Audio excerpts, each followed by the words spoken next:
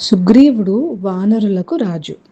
ఒకరోజు హనుమంతుణ్ణి, జాంబవంతుణ్ణి ఇంకా మిగిలిన వానరులందరినీ పిలిచి మీటింగ్ పెట్టి, మనం రాముడికి మాట ఇచ్చాం, ఎలా అన్నా సీతమ్మని మనం కనుక్కుంటాము ఎక్కడుంది అని చెప్పి. సో మీకు నేను టైం ఇస్తున్నాను. ఈ టైంలోపు సీతమ్మని ఎక్కడ దాచారు, ఎవరు దాచారు అని చెప్పి మనం కనుక్కోవాలి. మీరు కనుక ఈ టైం ఫ్రేమ్లో కనుక్కోకపోతే రాజుగా మిమ్మల్ని నేను పనిష్ చేస్తాను అని చెప్తాడు. ఇంకా వీళ్ళంతా వెతకడం స్టార్ట్ చేసి లాస్ట్కి ఇండియా ఇంకా మన భారతదేశం బార్డర్ దగ్గర చేరుకుంటారు. ముందర చూస్తే పెద్ద సముద్రం ఉంది, దారి లేదు. అలా అని వెనక్కి వెళ్ళలేరు, బికాస్ అందరూ సుగ్రీవుడికి భయపడుతున్నారు. వాళ్ళందరూ ఇంకా అలా భయంతో నిరాశతో ఆ సముద్రం ఒడ్డునే కూర్చుని ఉన్నారు. అక్కడ వాళ్ళందరూ జరిగిందంతా మాట్లాడుకుంటున్నారు. రావణాసురుడు ఏంటి, సీతమ్మని తీసుకెళ్లడం ఏంటి, జటాయు ఆపడానికి ప్రయత్నించడం ఏంటి, రాముణ్ణి సుగ్రీవుణ్ణి కలవడం, ఇవన్నీ మాట్లాడుకుంటున్నప్పుడు అక్కడే ఒక పెద్ద ఈగిలైన సంపాతి వింటుంది.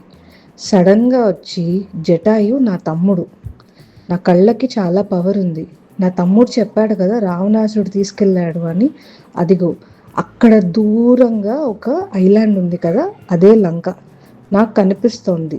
సీతమ్మ లంకలో ఉంది, ఈ సముద్రం దాటితే మీరు సీతమ్మని చూడొచ్చు అని చెప్తుంది. ఇది విన్న అందరూ తమలో ఎవరికి ఆ పవర్ లేదని బాధపడుతూ ఉన్నారు. అప్పుడు జాంబవంతుడు మెడిటేషన్లో కూర్చున్న హనుమంతుడి దగ్గరికి వెళ్ళి జరిగిందంతా చెప్పి, నువ్వే ఈ పని చేయగలవు హనుమా అన్నాడంట.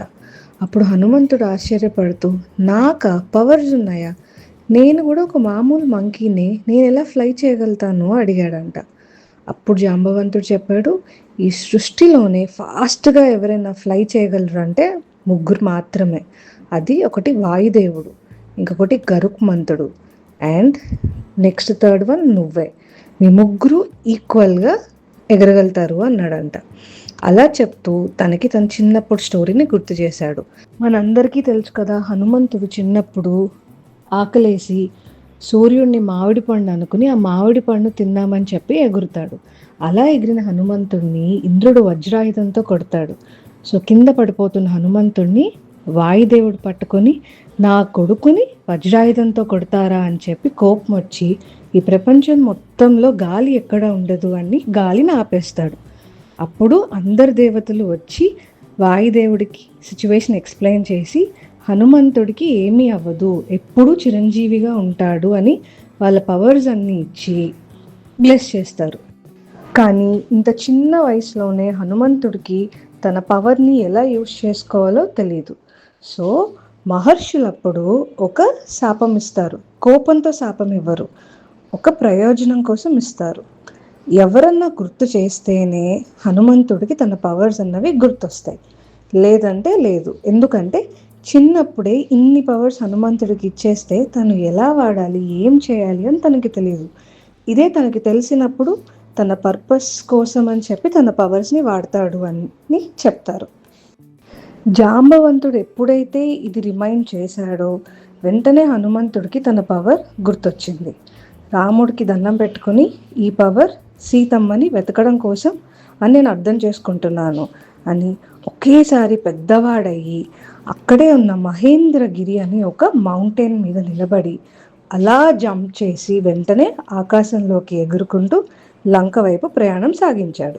తన పవర్స్ని ఎప్పుడు తను షో ఆఫ్ చేయలేదు, ఎక్కడ అవసరమో అక్కడ మాత్రమే వాడాడు. మిగిలిన టైం అంతా సింపుల్గా చాలా డౌన్ టు ఎర్త్గా మెడిటేషన్ చేసుకుంటూ ఆ రాముడి ధ్యానంలో గడిపాడు. మనలో కూడా హిడెన్ పవర్ అన్నది ఖచ్చితంగా ఉంటుంది, కానీ చాలాసార్లు మనకు అది తెలియదు. ఎవరో రిమైండ్ చేస్తే లేదా మనమే రియలైజ్ అయితే సిచ్యువేషన్ బట్టి ఆ పవర్ బయటపడుతుంది. మరి మీలో ఏ హిడెన్ పవర్ ఉంది, దాన్ని మీరు ఎలా రియలైజ్ చేస్తారు, రియలైజ్ అయితే దాన్ని ఎలా యూజ్ చేస్తారు, ఆలోచించండి. అండ్ ఈ స్టోరీని మా అబ్బాయి, అమ్మ నువ్వు ఎలా అయినా అందరికీ ఈ స్టోరీ చెప్పు అని చెప్పి చాలాసార్లు అడిగాడు. అందుకని మీతో ఇవాళ షేర్ చేసుకుంటున్నా. మీకు పురాణాల్లో ఇలా ఏదైనా ఒక స్పెసిఫిక్గా ఒక స్టోరీ కావాలి అని అంటే పర్టికులర్గా దాన్ని కమెంట్ చేయండి, నేను నెక్స్ట్ వీడియోలో కవర్ చేస్తాను.